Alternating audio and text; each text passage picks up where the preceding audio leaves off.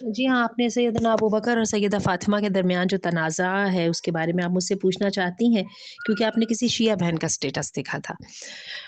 अच्छा जी, इस तनाज़े की हकीकत सिर्फ़ इतनी है कि सैयदा फ़ातिमा का ये ख़्याल था कि नबी करीम सल्लल्लाहु अलैहि वसल्लम की विरासत मुझे मिलनी चाहिए, और ज़ाहिर है वो बेटी थी, सुलभी बेटी थी। और अबू बकर रज़ियल्लाहु अन्हु का मौक़िफ़ ये था कि आपको वो नहीं इसलिए नहीं मिल सकती कि अंबिया का जो तरका होता है ना, वो सदका होता है। ठीक है? और ये चीज़ ऐसी है जिस पर सब के सब लोग कायल हैं, हत्ता कि शिया हज़रात भी कायल हैं। लेकिन when it comes to a conflict or a point of difference between Sayyida Fatima and Abu Bakr रज़ियल्लाहु अन्हु, तो उसको दूसरी चीज़ों के साथ जोड़ के तो इसको बिल्कुल और शक्ल दे दी जाती है। इसी की तरह से मैं आपके सामने एक और भी तनाज़ा का ज़िक्र कर देती हूँ। सैयदना अली का खुद पे ये ख़्याल था कि मुझे जो है ना, खलीफ़ा मुझे बनना चाहिए।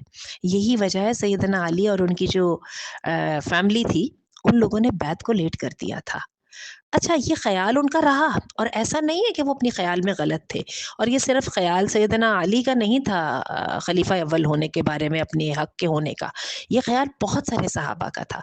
लेकिन जब उन्होंने देखा कि people have decided differently, like इसके मुताबिक उन्होंने नहीं किया, उन्होंने अबू बकर को खलीफ़ा चूज़ कर लिया है, तो डिस्पाइट वो डिफरेंस ऑफ ओपिनियन के, वो फिर मेजॉरिटी के साथ चल पड़े। इसकी वजह ये है, ये जो चीज़ें हैं जो स्ट्रेटेजिकल होती है या ऑर्गेनाइजेशनल मैटर पर लेवल पर मैटर करती हैं, उन चीज़ों का ताल्लुक ईमान और अकीदे के साथ नहीं है। उनका तरीका ये होता है, एक इमोशनल इंटेलिजेंस के साथ है, यहाँ पर क्या करना चाहिए और यहाँ पर क्या करना चाहिए।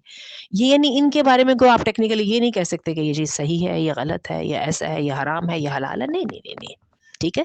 और मैं आपको अभी भी बता रही हूँ, जो ज़ैदी शिया है, वो आज भी सबसे वो समझे जाते हैं सही रास्ते पर, शिया हज़रात, और वो आज भी सैयदना अली की खिलाफत के कायल हैं और उनके मनाक़िब के कायल हैं।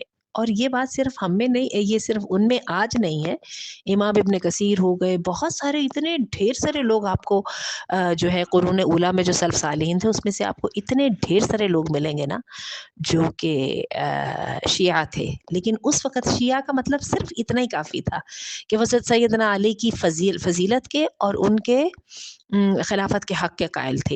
ये कतई इसमें शामिल नहीं है कि उसके लिए तलवार उठाने का भी हक़ था, और जिन लोगों को खिलाफत मिल गई थी, इसके अलावा उमर और अबू बकर और उस्मान और रज़ियल्लाहु अन्हुम कुल्लुहुम, उनको उन्होंने मुनाफ़िक करार दे दिया, ये कर दिया, वो कर दिया। अगेन यहाँ पर हमने बात को समझना है कॉन्फ्लिक्ट और डिफरेंस के मीनिंग के साथ। डिफरेंस होता है इख्तिलाफ़ राय रखना, और कॉन्फ्लिक्ट होता है उस इख्तिलाफ़ राय को बुनियाद बना के झगड़ा बना लेना। तो मैंने आपको जैसे कि बताया है कि ये झगड़ा बनाना जो है, देखना पड़ेगा। नबी करीम सल्लल्लाहु अलैहि वसल्लम की अपनी भी ज़ात के बारे में ये था कि जो आपकी ज़ात के बारे में होता था मामला, आप उसमें ना बदला लेते थे, ना उसमें स्टेप उठाते थे। लेकिन जो हराम व हलाल से मुतल्लिक होता था ना, उस पे अल्लाह के रसूल के पास एक ज़र्रा की भी गुंजाइश नहीं होती थी। तो इन बातों को हमने समझना है, और ये देखिए कि सिर्फ़ ये वाली एक डिफरेंस ऑफ ओपिनियन को हमने पकड़ के कहाँ तक हम अपने आप को ले गए हैं। और देखिए आज उम्मत कहाँ पे खड़ी है।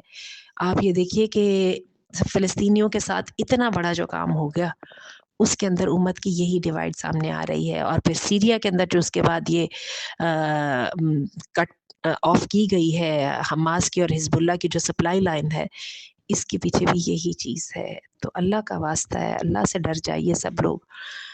ये इख्तिलाफ़ात इतने हैं नहीं है, जितनी हमने इनको अहमियत दे ली है, और उसके साथ हमने इतने बड़े-बड़े नुकसान कर लिए हैं कि पता नहीं मैं क्या कह सकती हूँ। सोशल मीडिया भरा हुआ है सारी एविडेंस के साथ।